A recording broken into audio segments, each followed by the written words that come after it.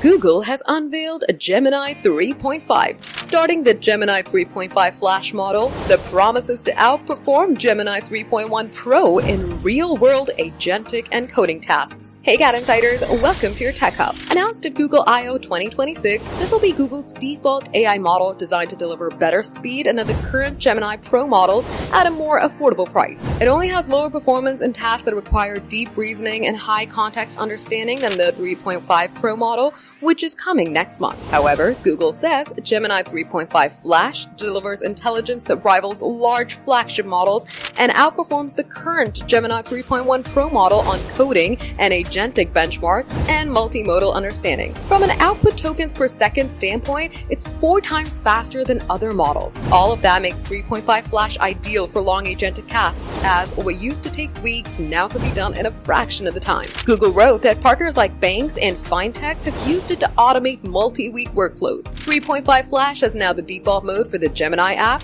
and for AI mode in search worldwide. The personal AI agent Gemini Spark also runs on 3.5 Flash. At the same time, Google said it strengthened Gemini 3.5's cyber and CBRN safeguard, so it's less likely to generate harmful content or mistakenly refuse to answer safe queries. Google explained its enhanced agentic coding capabilities, saying Gemini 3.5 Flash is now generally available via Google Anti-Gravity, the Gemini API in Google AI Studio and Android Studio, Gemini Enterprise Agent Platform, and Gemini Enterprise. It's also now available to everyone in the Gemini app and AI mode in search. Though there is no word on pricing for paid tiers yet, as for Gemini 3.5 Pro, Google said it's already being used internally, and we look forward to rolling it out next month. For more updates, subscribe to GadInsider, like and share the video, and don't forget to press the bell icon so you never miss any update.